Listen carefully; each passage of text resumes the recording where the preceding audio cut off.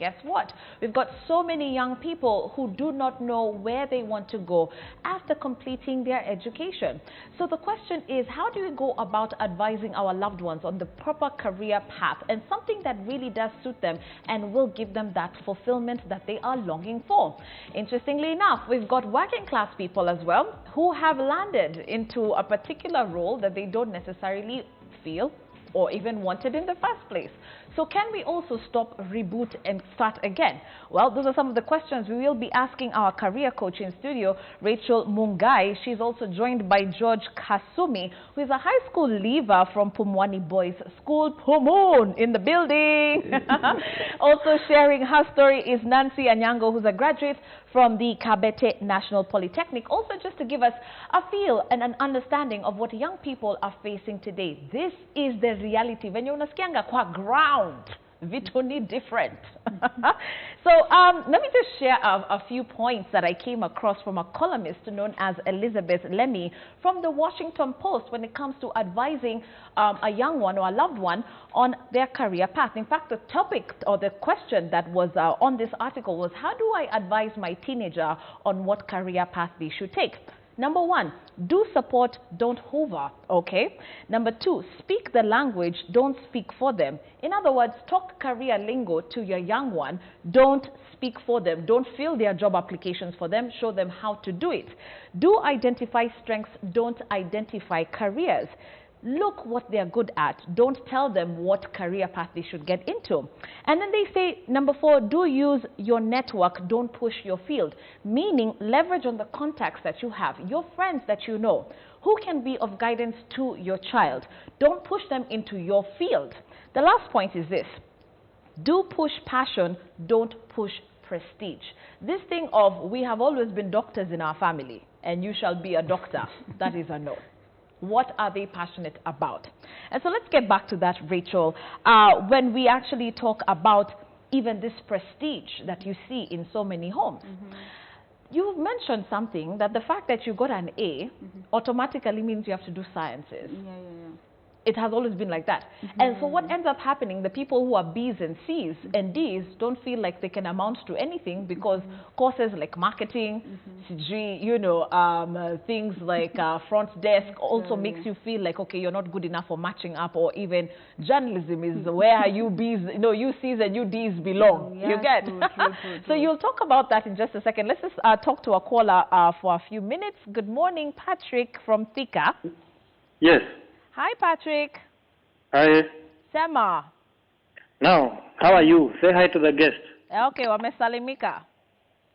Now, my questions and my comments about this issue is, before you even go ahead to advise someone about the right career path, there is need to ask yourself, is the education system well in place to nurture those careers and talents, or is there a disconnect? Right.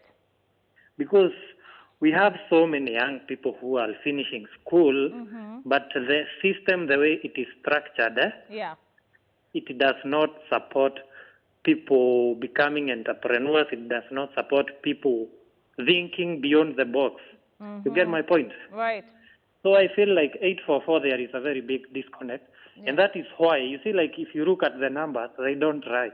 80% of the businesses in Kenya are by small, medium enterprises. Do you think that is by accident? Do you need to have gone to school to run a SME or a small business, really? Right. Now, the 20% that is remaining, how ndio sasa muna compete by the 40 million Kenyans. So there is a very big disconnect. And this conversation we have had over a very long time that we need to restructure the 844 curriculum. Right. Kwa sababu hapo ndio shida iko since 1963. And unless we address that, we are just going to run in circles. Thank you and have a very good day. Thank you so much, Patrick. Wow, well said. Yes, going back to that, first of all, the perception. We've talked about prestige. You can touch on that before now we address some of the questions that have come in. Yeah, so there's a bit of a challenge of the society and about perception. And our perception really affects even the way we advise our children about their career choices. Right. You'll find somebody, maybe if you had maybe a daughter and a son, and maybe a daughter opted to go maybe for a TVET course and their son did a degree, you might find like the parents will be more proud to say, oh, I have a son who has done a degree, but this one who has done the TVET program, they won't be so much about talking about it, because they feel like, okay, doing a TVET course, maybe it's because you are not really, you know, up to that class that you could go for a university program. But the reality is we should also look at where our economy is as a country. As even you're advising the young people, where is the ideal place to guide them, so that at the end of the day you don't have degrees that they're going to come home, they just have papers that cannot give them jobs. Right now where we are as a country, we would need more people who are doing lots of TVET programs. But what do we see at the end of the day? We have the 844 system, like that guy has just called in and said, it is advocating a lot of cramming and taking people through the university program and all that. We are just munching graduates, and at the end of the day they don't have jobs, and that's the reality. But if you go to the ground and ask people who are doing maybe jobs that you would not even expect, like plumbing, people who are doing like vocational skills like putting up tiles, maybe welding work, these are people who are not looking for jobs as much as the graduates are doing. Absolutely, because they are working project to project, consultancy basis. In fact, one of the panelists who came last week was talking about this shift that is now when you talk about the job market, people now are moving from full-time to consultancy work, and that is just the trend now. You don't have to be seated in an office anymore. Things have changed. So George, when now we come back to your selection in terms of graphic design, and you hear sasa kuna wase wengi wameingia graphic design, pengine there's no space. Are you willing to be able to shift kidogo? Yes, within art, but be able to make that shift. Are you willing to change your course? Yes, no? Yes, I can.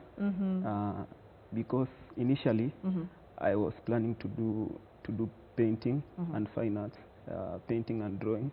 But I opted to do graphic design because it was more of the art course at the market. It was the most open art course in the market.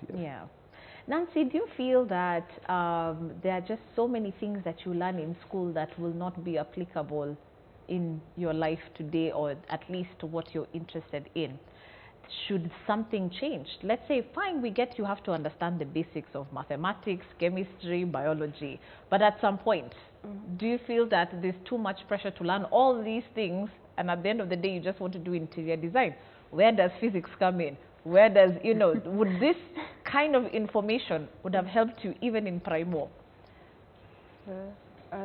Okay, I feel like we are given a lot of information, like we learn a lot of things, and there's so many things that you're tested on, and when you go to the field, like it's not applicable. You learn Kiswahili. When you're writing your letters, even you don't write any letter in Kiswahili. So I think like they should, with this new program or this new education system, they should focus on the child and what the child wants, and do the practical mostly, because in the field we do mostly practicals. Like me, I mingled with fundis because mostly my work is to go and supervise. So you'll hear them telling you like, there is nothing you can tell us. You just know the books. As we know, do you know what the statement? Now they're testing you. To be like, seriously? They're even asking you the name of the tools, and they want you to give them in Kiswahili. So you'll be like, really now? Why do they do this? So I think mostly they should focus on the practicals and what you're going to meet out there. Not just in the school. They should do that in the school and also tell us what you're going to meet out there and what we should be doing. Rachel, one of the key things that also stood out from the article that I just shared, some of the tips, was about practical work and internship. What happens is that you've got a ton of students lining up, hoping to be absorbed by an organization to do internship. How are we going to solve this problem of companies that don't have the vacancies to absorb all these students, and yet somehow you kind of need a little bit of that practice so that you decide later on whether I'm going to switch gears? Okay.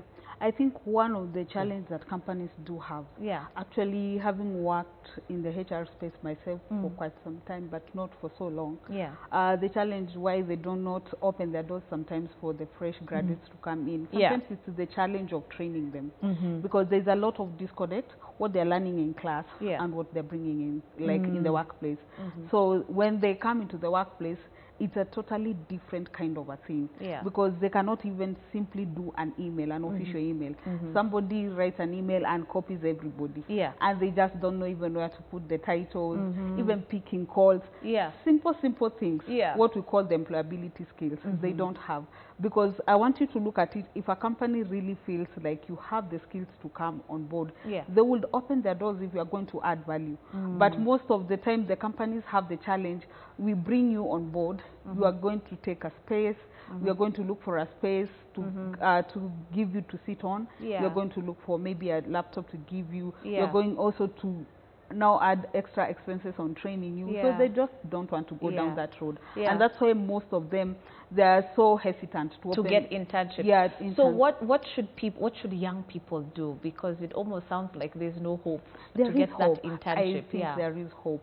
I think the other thing is about, let's train our young people the benefits of even, you know, the life skills. Let them learn how the ropes of now doing things on their own, because we have a generation that is so much spoon-fed. Because from school they want you to get the grades A's. So everything is being pumped for you to pass the exam. When you come out, your parents even want to write for you an application letter. Virtually actually calling people on your behalf. Which is all the don'ts. Everything. And we don't have people who are taking initiative. Because I'm sure there is somebody who would open their doors for them. In fact, giving you a small example, somebody was standing in the supermarket and this young person just came and started pushing the carts, because they were all over. But now the manager came and saw what this young man was doing. I'm sure if he had a job and this young person wanted a job, he would have given them, because he has seen initiative. Because this guy just came and collected all the cards, put them in a very organized way, and he stepped back. And even this manager was like, noticed that, came and shook his hand and even asked him, what do you want to pick from the shelves? Come and pick. And I'm sure if you wanted a job, maybe an internship, would have told him, come and give you the internship. Gladys is on the line. Good morning, Gladys. Good morning. How are you? Fine, thank you. How are you? Fine, thank you. I'm calling from Gilgil. Yes. Okay, I wanted to contribute concerning the career choices. And I concur with what Rachel is saying. I think that it is important for us also to consider the personality of our children. And one of the things is like the Myers-Briggs. Let's expose ourselves to this personality test. Know what is good for my child to do. Like for example, I say I'm an STJ according to Myers-Briggs, and so that places me well in a career such as military, accounting, which is what I did. And I think it is important when our parents know what type of personalities we are, so that we are not fitted into places that conflict with our personality. That's what that's my contribution towards that. And also, I like to tell the young people that be willing to volunteer. Sometimes we all want to go into places where we are paid. Whereas it will be a good opportunity if, for example, you went into a job, but do for voluntary purposes for some time, and then it will be an also space for you to know, is this what I really want? Because now you are actually on the ground. Or you can get there and then realize, as much as I know this is what I wanted, coming into the workspace, I think I need to change as early as now. Because many universities allow us to go for internship in our second year or in our first year at the very end. So that will be an opportunity for anyone who will be willing to change when it's not way too late. Thank you so much, Gladys. Appreciated. Gideon from Narok is on the line. Good morning, Gideon.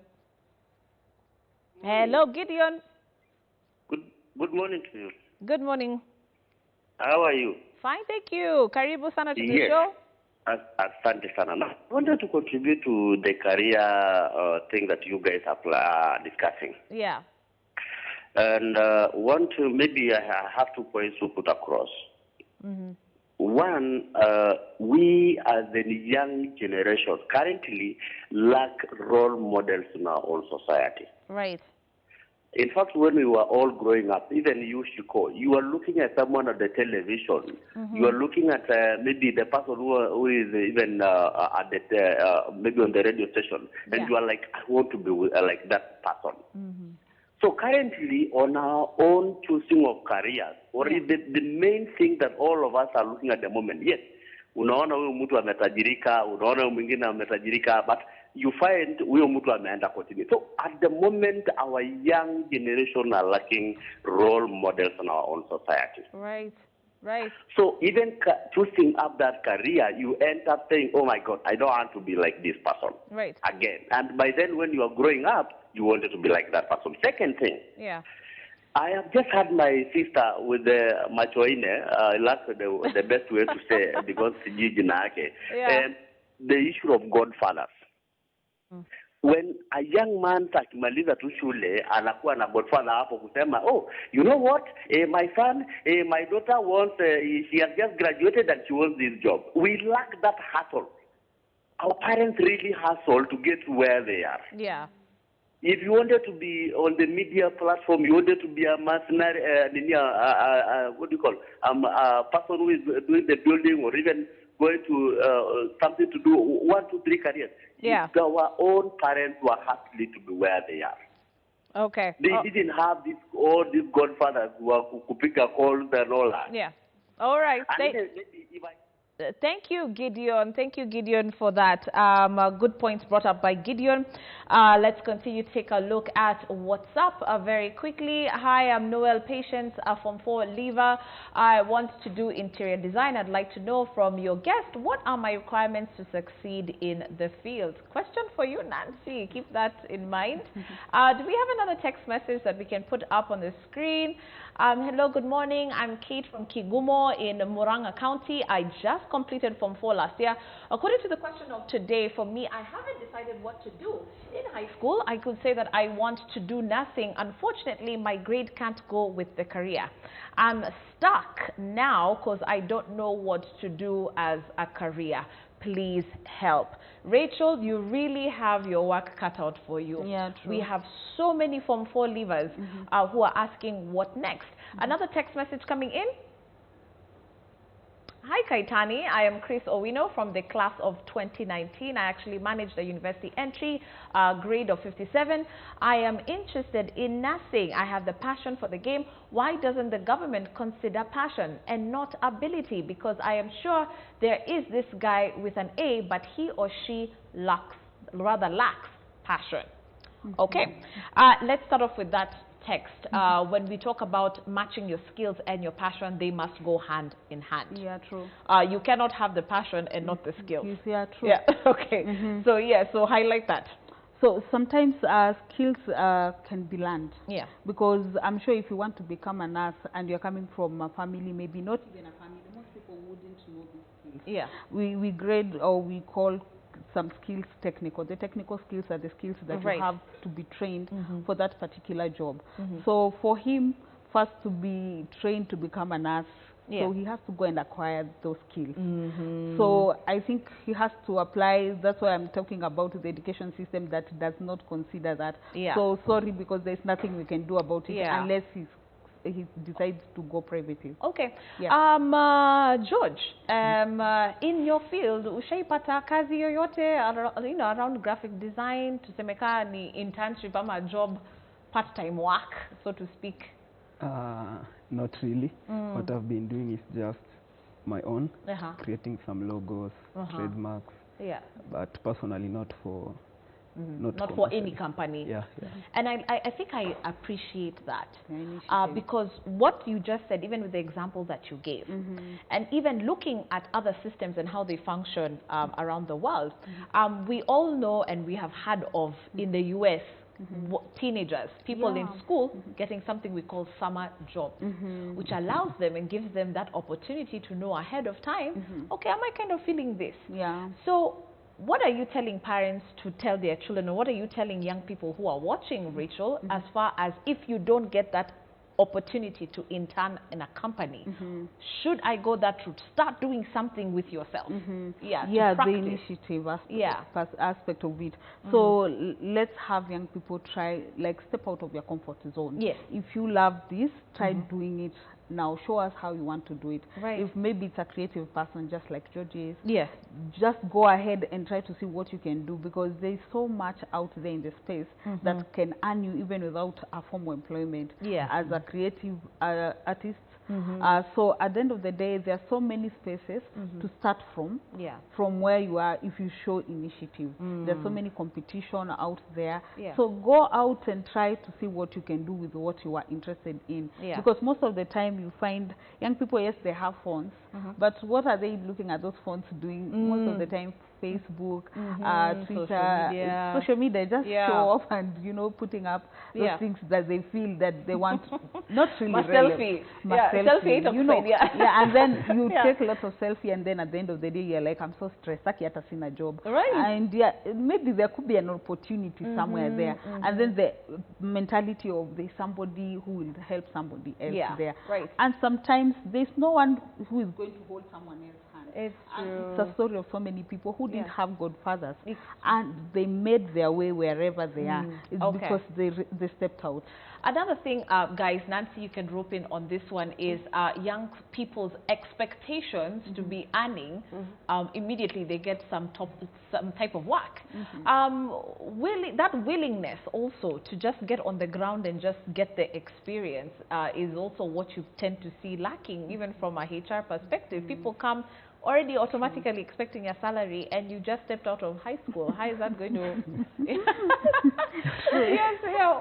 Okay, we have a lot of expectation because like our families or maybe our friends, we see them like getting money, and us, you're going there to volunteer. So you ask yourself, well, when will I get there? When will I reach my target? But like, you're 17! Like, even from 17, I need like fare to go to that place. I need to eat. Now you're putting me in a hunger strike because I have to be there in work. I don't have anything to eat. Yet you big people, you're getting paid. You have have your own money. You can go and eat. Me, I'll have to go to some kibanda, eat there, and then like walk a distance.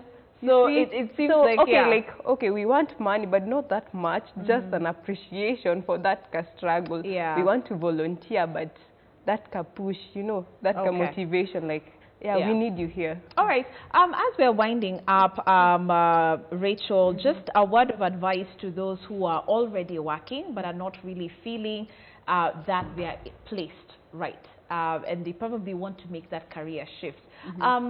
Should it also go back to this self-assessment even for them? Yeah. Let me say career planning applies in all stages of one's career, because your career is a kind of a lifetime kind of a thing, and you go through stages. And at every stage, you have to evaluate, am I in the right place? Am I in the right job? Am I enjoying what I'm doing? Or is it at this point now I have now to say goodbye to this work? And maybe go and look for more meaning in what I'm doing, because everybody goes through some transition from one stage to another. I'm sure when you got the first job, this is not where you are right now. Your needs have changed, and what you're looking at in regards to work has really also changed. So career planning also applies even to those who are already working, those already in their careers. I'm sure there are so many people who are out there and they are totally dissatisfied about their jobs. And it's a right move. Go for career planning process. All right. Guys, very quickly, just to see whether you've taken the initiative, we see a lot of career fairs, KICC, town hall, this and that. Have you ever attended any of those career fairs wanakuanga nazo tao? George? I have attended a few. Do you feel like it was helpful? Ama bado? Yeah, it was. It was very helpful. Okay. Nancy? Yeah, I have, and it was so helpful. I think going to do my degree, I know what I will do. Yeah. Okay, going forward. Yeah. All right, so that's what I think, you know, will be our take home. More emphasis on career strategy and help and, you know, fairs to be able to advise people. So we need to see more of this on the ground, right, Rachel? True. So that being said, let me just give you the opportunity to let people know how they can get in touch with you, especially those who are Form 4 leavers who are asking that question, what next? How can they get that one-on-one with you? They can also drop me an email at Rachel Kibe. Let them drop an email at rachelkibe@yahoo.com. Okay, so there you have it, Rachel Kibe. That's RECHOKIBE @yahoo.com. Okay. If you didn't get that, not to worry. Of course, we will be getting in touch with you and letting you know how you can get in touch with Rachel so that you can get some advice on what next as far as your career choice is concerned. You can also hit me up as at Shiko Kaitani on all my social media platforms. Do you also want someone to hit you up to get some career advice, Movie? How does your brother if you need me to tell you how to, you know, move from one career to the next? All right, speaking about career choices, Movie's background is actually biotech. Yes, I did biotechnology at K24 University, but here we are talking about, you know. When was the last time you were in a lab, you know, like handling a burette, looking at pathogens? You know, this whole coronavirus thing is right up your alley. You shouldn't be there. You should be advising us, You know, every time you're at a bar and saying, "Nipatie your beer," that's more or less a bar. And that's a pipette. You know what? It's okay. Too many. All right. So it goes to show, by the way, passion, skills, everything at the end of the day. Absolutely right there. I was passionate about the media. Yes. Well. Yes, here we are. Here we are. But finally, I was actually called to go and do law. Really? At Moi University in Eldoret. You had bado iko mahali mtani na mom. She still keeps it. One day I might go back and do that. And do law. Probably. Okay, my learned friend. Yes, our learned friend. I think I'm fortunate enough because I'm one of those individuals who knew from George's age by the Yokitia media when I used to see Catherine Kasavuli doing her thing. Customer hapo, tafika. There are some people you have to explain to who Catherine Kasavuli is. Oh, right. Yes. Does George and Nancy I don't know.